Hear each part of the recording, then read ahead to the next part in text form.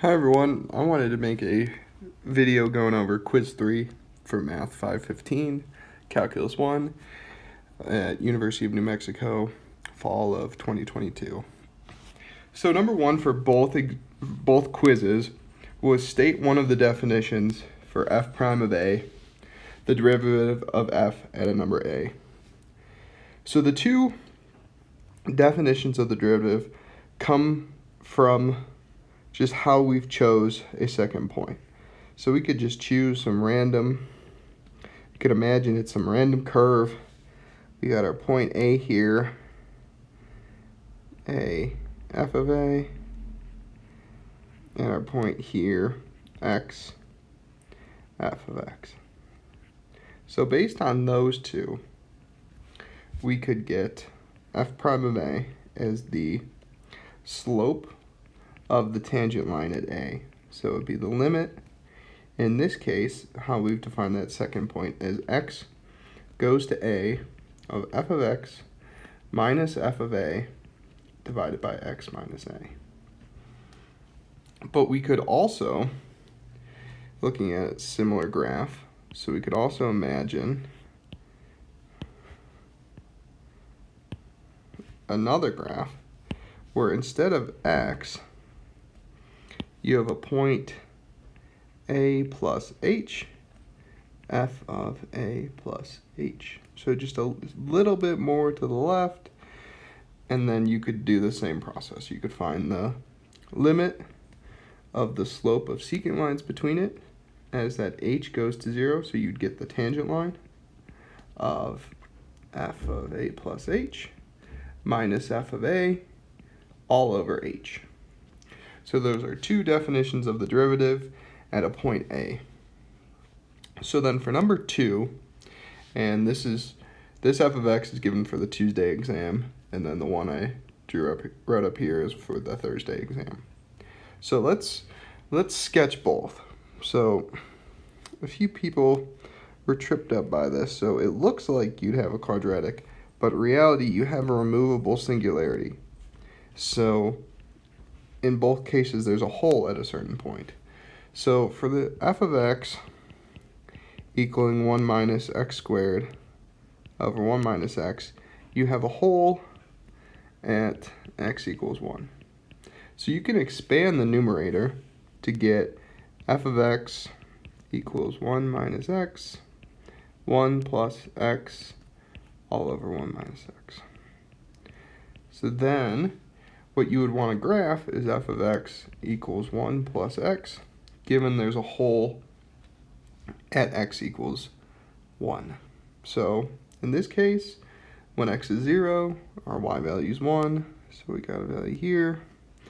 Then at x equals 1, it's undefined. So that would be, it looked like there's a hole at 2, 1. When x is negative 1, our f of x is 0, so we have that y-intercept. So then we'd have that line there. So then if we combine those points, we should get the line.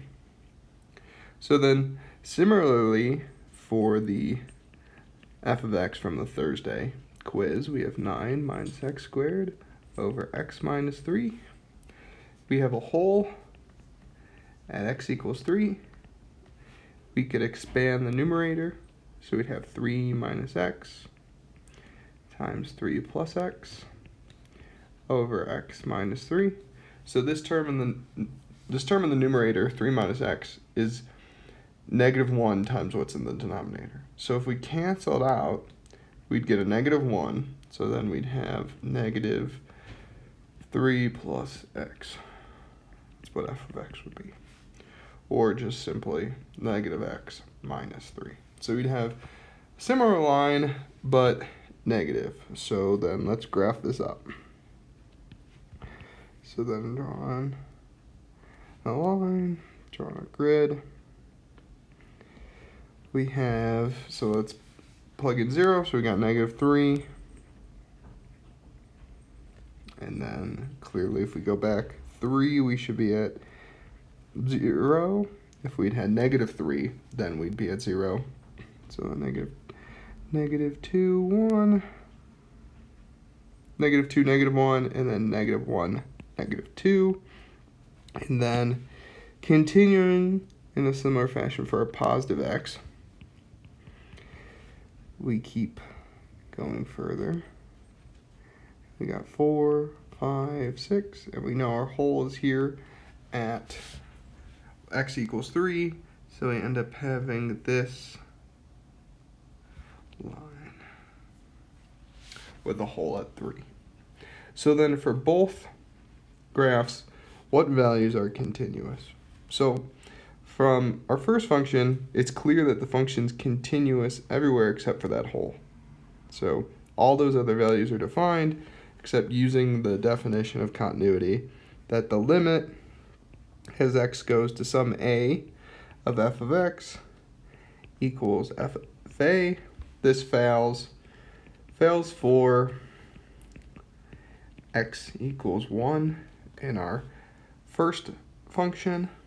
So then f of x is continuous on the interval -∞ to 1. Make sure you have parentheses because this interval does not include 1. And union with 1 to positive infinity this time. Also, make sure it's parentheses because it doesn't include 1. And if we included 1, we'd have the whole real line, which is not the case. So then, if we go through a similar fashion for the other exam, we see that then our definition of continuity fails. It fails for x equals 3. So then we have a similar case. F of x is continuous on the interval -∞ to 3, that open interval, and union with 3 to positive infinity, so with all values except 3. So then moving on to the last problem. The last problem asks you to calculate the derivative and evaluate it at some point. So for the exam on the quiz on Tuesday, you needed f prime at -2. So you could have first calculated f prime of x and then plugged in -2. That was fine too.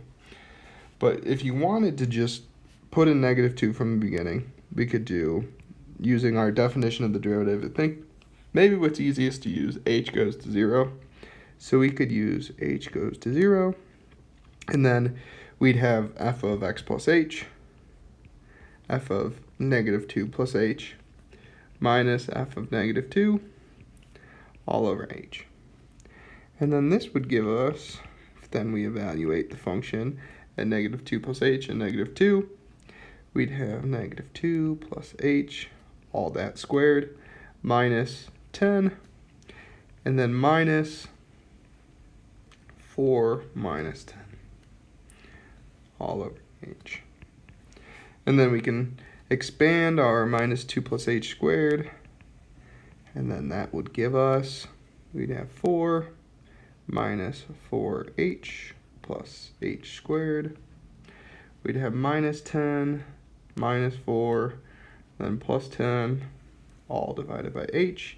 The 4's will cancel, the 10's will cancel, and then we're left with the limit as h goes to 0, h squared minus 4h all over h. We can cancel an h because it's in all terms in the numerator, and then we get the limit as h goes to 0 of h minus 4. And then since we can plug in 0 because now h minus 4 has no discontinuity at h equals 0, and we just get -4. If we did a similar thing, but for f prime of 16, given our function square root of x, we'd have the limit as h goes to 0 of f of 16 plus h minus f of 16 all over h. So you had to use the definition of the derivative here because it asks you to use a limit to calculate this. So we need to use the definition of the derivative, and then in this case, plugging 16 plus h and 16 into f of x, we have square root of 16 plus h minus the square root of 16 all over h.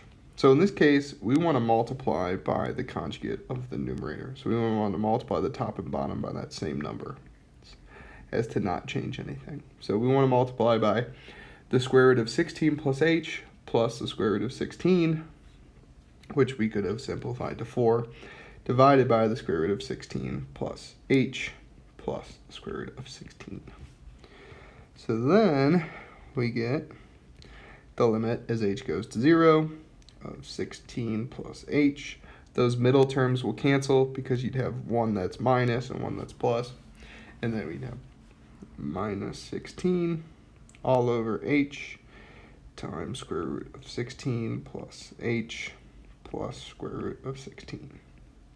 So our 16's cancel in the numerator, giving us the limit as h goes to 0 of h over h times square root of 16 plus h plus the square root of 16.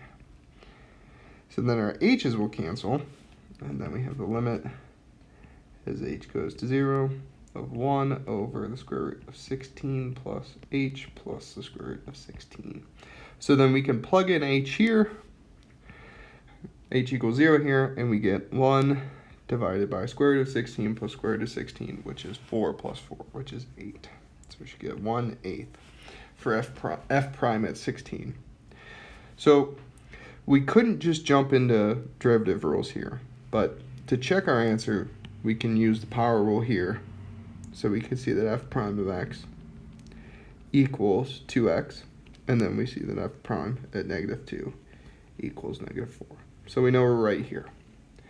In a similar fashion, we could do f prime of x for this other one, and we see that doing so, f prime of the derivative of square root x is going to be 1/2 times x to the minus 1/2, which then f prime of 16 is going to be 1/2 times 1 over 4, which is 1/8, which agrees with what we showed. So that's all. If you have any questions, please let me know, and hopefully this helps, and I will see you all next week.